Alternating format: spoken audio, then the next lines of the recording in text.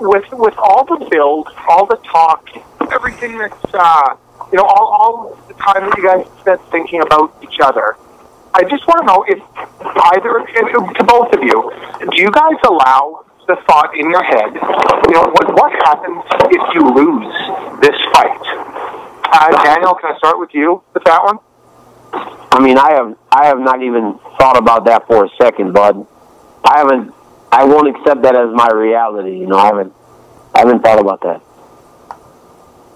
Do you allow yourself? I mean, I guess you prepare for being in the fight in worst case scenarios.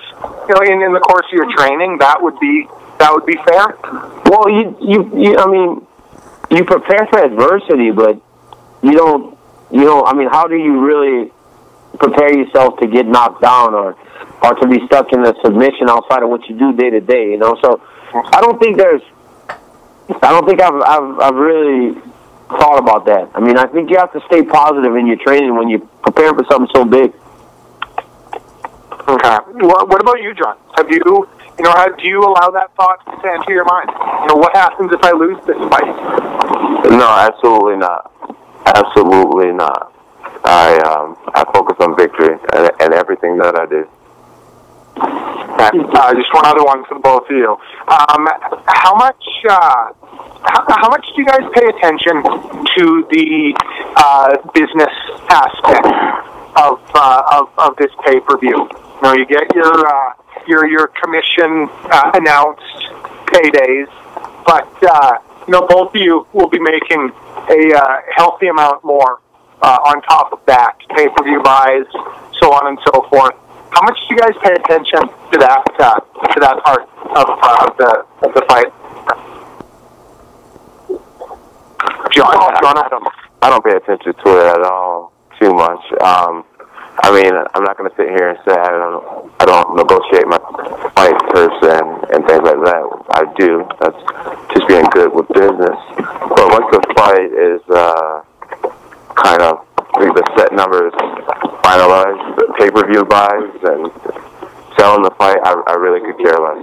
I'm about, I'm trying to get these titles. I'm trying to break these records. I'm pretty happy with what I'll get set price outside of the pay-per-view numbers.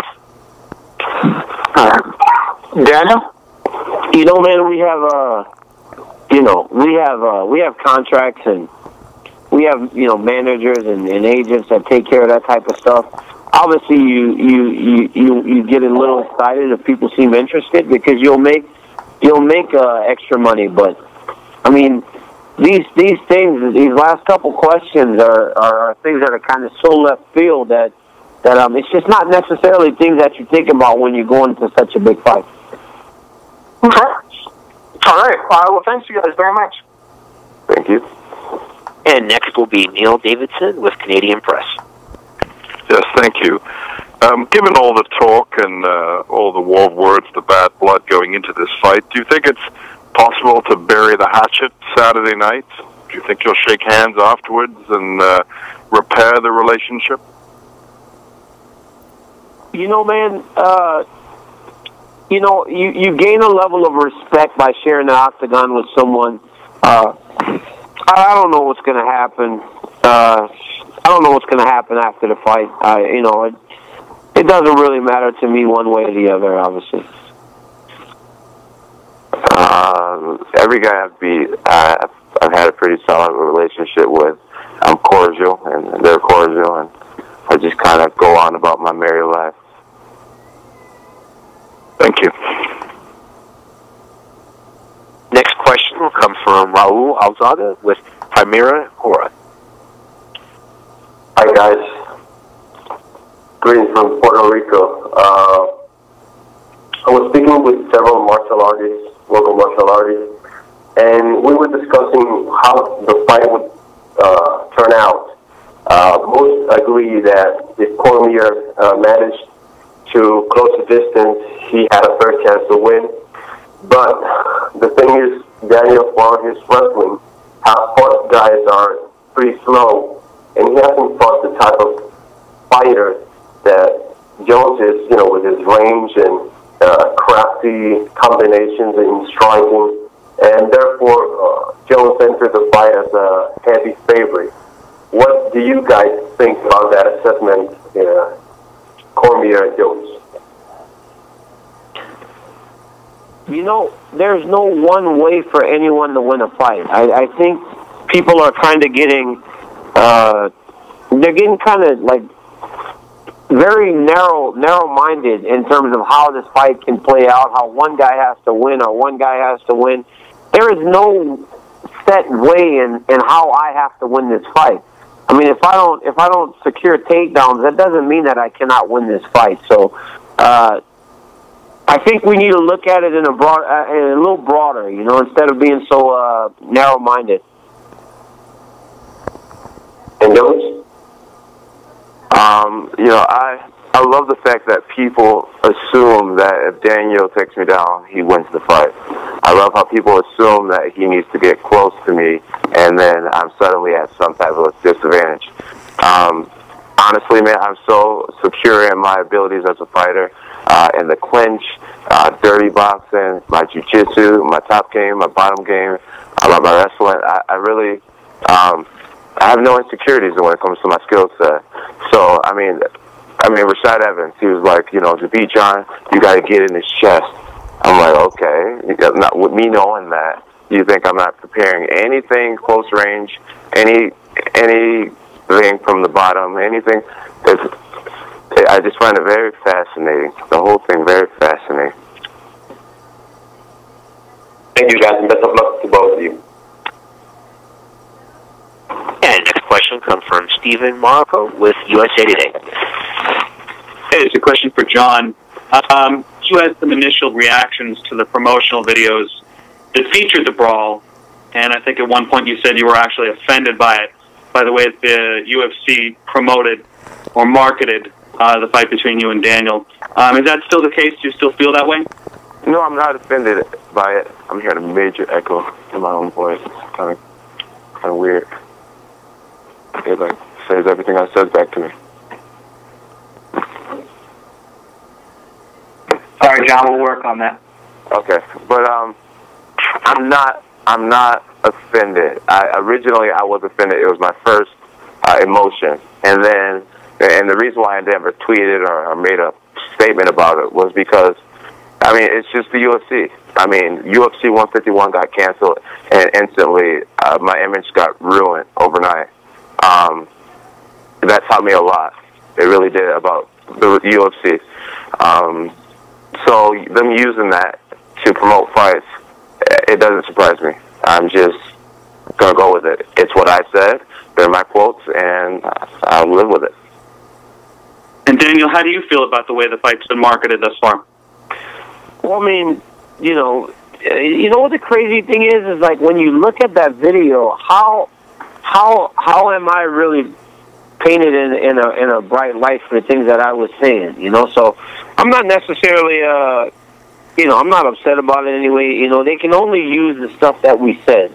You know, if I didn't say it or if I didn't do it, they couldn't use it. So it doesn't really matter. I guess it's stuff that I said. It's stuff that I did. So, you know, when you do things, obviously there's a consequence to every action, and my action was being petty, and they used it. And you know what, man? It's got people excited. People want to watch us fight, and that's a big deal. One quick one, if I could just ask a real quick follow-up.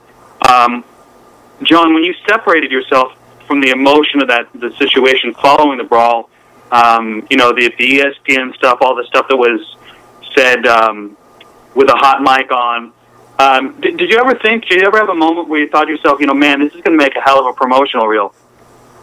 No. Part of me was grateful. It was grateful that the UFC fans,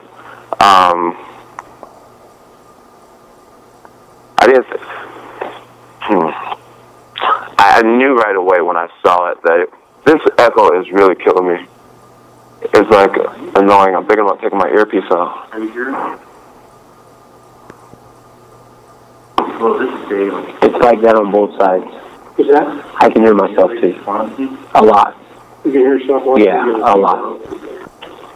Yes. Hey guys, can you hear me? John's name? Tim. John, why don't you finish that by taking your earpiece on, just speaking to the microphone, and then we'll address it before the next question. Okay, sounds good. When I saw it, right away I didn't know that it would be a good promotional piece. You know, I thought to myself, wow, I can't believe they used that. But at the same time, I was like, dude, the fans are going to eat this up. They're going to love it. And a part of me kind of was glad that it came out. You know, as a professional athlete, as a champion, as a Christian, and also as a person who's not supposed to be imperfect, I always try to be a professional, you know, and that's why I have so many great endorsements, because I do try to carry myself like a person you would want to endorse. But me, when I'm with my friends and family, you know, I'm a real dude. I am just me. And for me to tell Daniel I would kill him, for me to swear, you know, I made a conscious effort not to swear in an interview for my whole career, just because I want to have a clean image and I want to be endorsed by the companies I'm endorsed by now. And so for that hot mic to come out and for people to see that side of me, it was kind of a relief, because it's like, you know what, I am a Christian, and I do try to carry my image in a certain light, so I think it's important for the people I inspire and for endorsements. But at the same time, you know, this is who I am. I will swear. I will tell a guy who told me he would spit in my face that I'd kill him. I would, you know, call him the names I called him. So it was a hit in a way, a bad hit in a way, but also relieving for people to see, whoa, Jones actually has a little bit of ratchetness in him, and you know, they finally got to see that. Thank you. All right, guys, before we go to the next question, I just want to allow our technical folks to address the echo the gentlemen are hearing. So while we're doing that, quickly want to remind everybody, Wednesday, December 31st at the MGM Grand on the casino floor, right next to the Race and Sports Book, beginning at 12 p.m. We will have our UFC 182 media open workouts. We'll start off at 11:30 with Daniel Cormier, 12 with Cowboy Cerrone, 12:30 Miles Jury, 1 p.m. Jon Jones. That's Wednesday, December 31st at the MGM Grand. That is free and open to the public. And then Thursday, we'll have Ultimate Media Day in Studios A and B at the MGM Grand, 12 to 2 p.m. That will feature Jon Jones, Daniel Cormier, Cowboy Cerrone, Miles Jury, Hector Lombard, and Josh Berkman. That, too, is free and open to the public. And then Friday, just as a reminder, we have at 2 p.m. the Q&A with the newest UFC signee, CM Punk, followed by the UFC 182 weigh-in. At this time, we'll go ahead and jump back into questions. We'll go to Daniel Flynn from Breitbart Sports. Testing, 1, 2, 3. Hey, gentlemen. Anyways. So, gentlemen, it's pretty clear that you don't like each other very much as people, at least from the promotional videos. That's what it seems like. What do you like about your opponent most as a fighter? Well, first off, I like his, you know, I like a lot of his abilities. I like his creativeness inside of the octagon, confidence in himself, and you know, anytime a person wins as many fights as he has in a row, they deserve a level of respect. And at the level that he's won, it's hard not to almost admire that to a degree. But yeah, there's a number of things that I like about him inside of the cage. I wouldn't necessarily say that there's anything I like about him. I do find, I do respect that he's able to use his frame so successfully. You know, being a short guy and a thicker guy, and not, when you look at him, his body type doesn't scream athlete, but he's been able to do some amazing things, both in the sport of wrestling and in his MMA career. So, you know, I think he can be somewhat of an inspiration for people who are built like him. You know, it proves that you can do great things. It's just a matter of your mindset and how you use your body. So, a question about the brawl and some of the fallout from the brawl this summer. John, you parted with Nike after the brawl, Nike, and you soon found a deal with Reebok. At the time, we were told the reason for the Nike falling out was the brawl with Daniel, but the timing coincided roughly with the UFC working out a sponsorship deal with Reebok, and then you got on with Reebok after the brawl, after the Nike dropped you. Was the stated reason for the fallout with Nike the only reason for switching to Reebok for you personally in the sponsorship? Is there something that you can tell us now that you couldn't tell us then about the switch? And then just a question for both guys. You know, both you guys presumably going to enter the Octagon on Saturday night with sponsor insignias showing. A lot of the Lower-tier guys that I've talked to aren't thrilled with the sponsors being told they're not going to be welcome in the Octagon sometime next year. Given your status in the sport and the platform that you guys enjoy, do you feel any obligation to speak up on behalf of the interests of lower-tier guys that may suffer some loss in income because of the bigger Reebok deal? So I'll start with the Nike deal. The truth about the Nike deal is, and you know, when I was a part of the commission, I definitely worded it wrong. Nike did not drop me because of that fight, and I kind of owe an apology to Nike for saying that they dropped me because of the fight. They actually did. Nike's been known to stick by their athletes through much worse things than a brawl in the middle of the MGM. The truth is, Nike didn't seem as if they wanted to move forward in the field of MMA. They weren't activating me in the way that they said they would. You know, they promised me a lot of commercials and just all types of stuff outside of the financial and the merchandise. And you know, my rep came to me and said, "Hey, John, I'm sorry. I know we promised you this, but I don't think we're moving in that direction." So they said, "We will keep you on board as long as you want to be on board, because it's a pleasure to work with you, and obviously we'll do everything with you outside of the Octagon. But you know, your deal's still there." I just finished the second year of my deal, and I was going to get ready to start my third year of the deal, and I told them, I said, "You know what? If you guys aren't too serious about martial arts, then I don't want to be a part of the company, and I would rather, you know, hopefully I can respectfully leave." And they said, "You know, John, if you, you know, don't like the deal we have in place, then, you know, we'll give you that out." So I was supposed to be out anyways. We talked about it. It was already official. Everyone at the headquarters knew. My team knew that I wasn't going to do my third year with Nike. And then we got in the brawl, and my rep called me, and he said, "John, I know we're going to wait another month or two before announcing that, or before, you know, having you sign a contract to release you.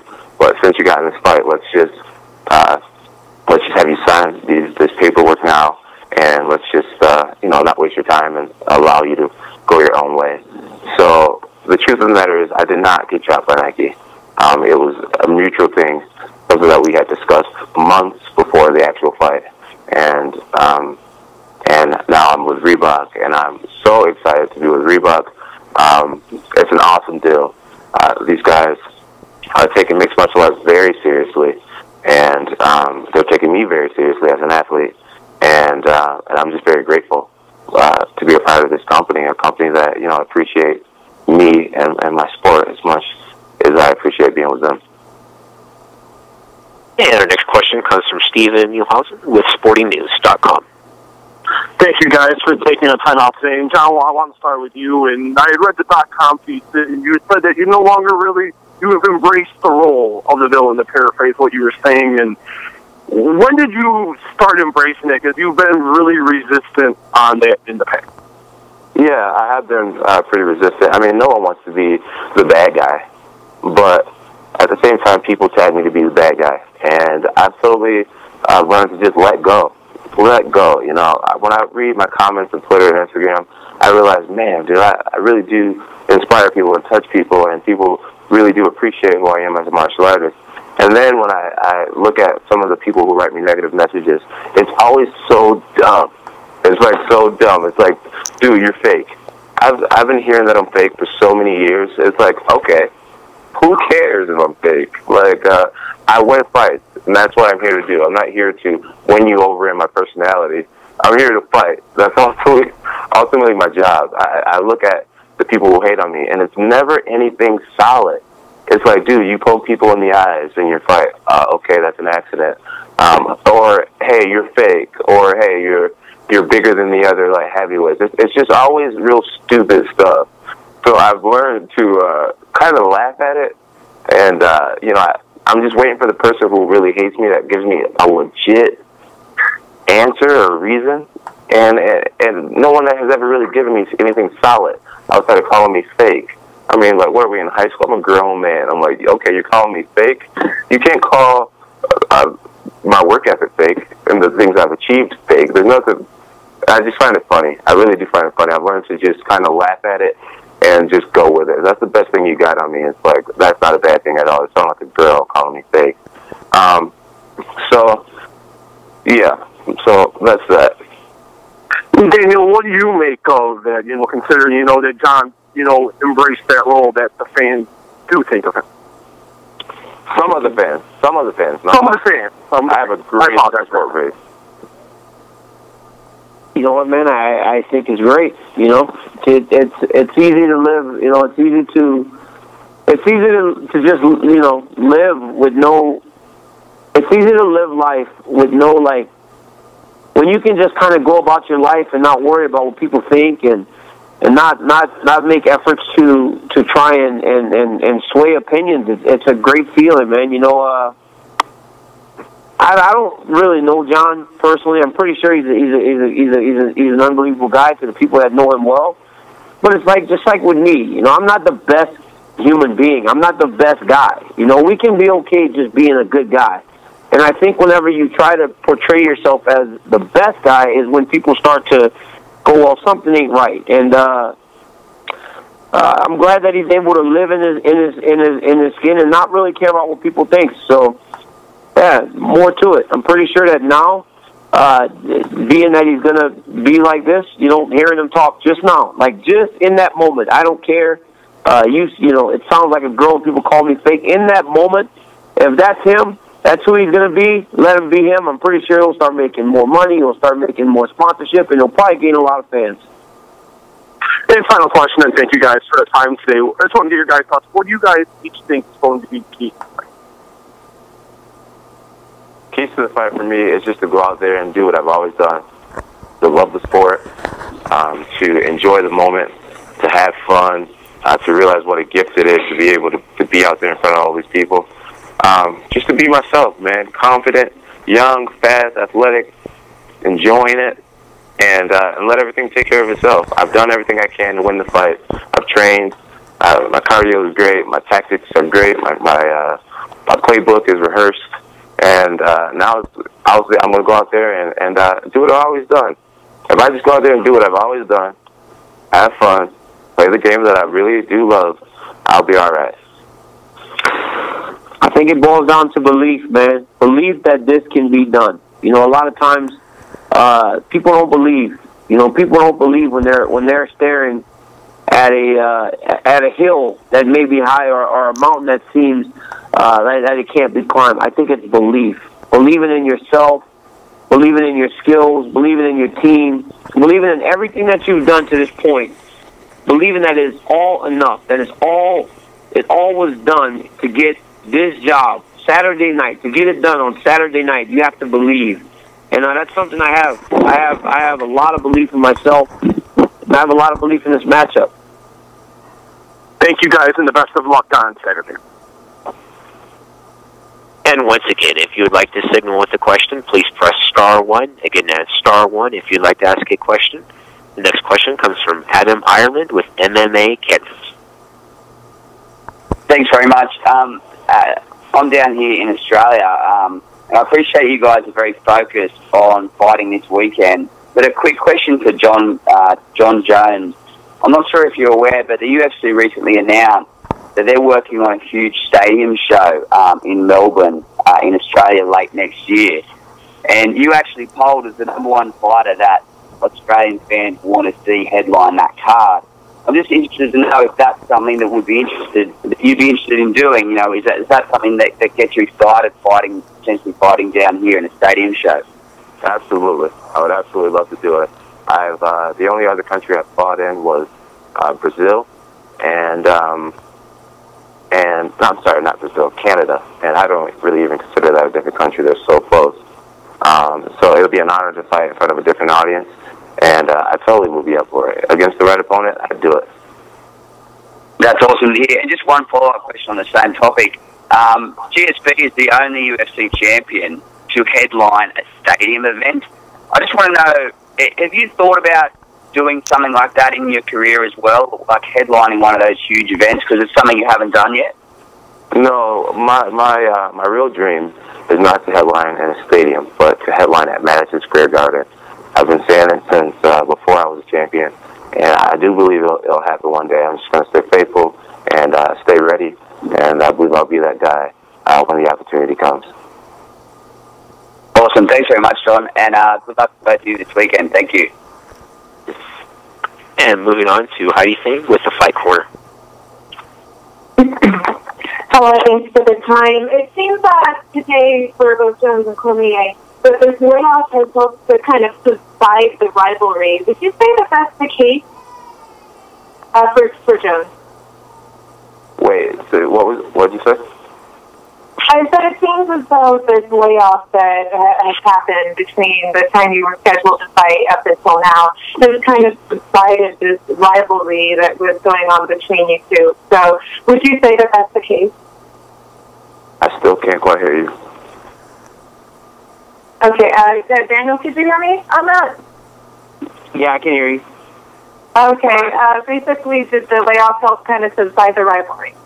I don't think so, man. I think the rivalry's still there, but Jon and I haven't fought. We haven't fought before, so when I think of rivalries, man, I think of fights that or sporting events where you have people going back and forth. I think the Lakers and Celtics. I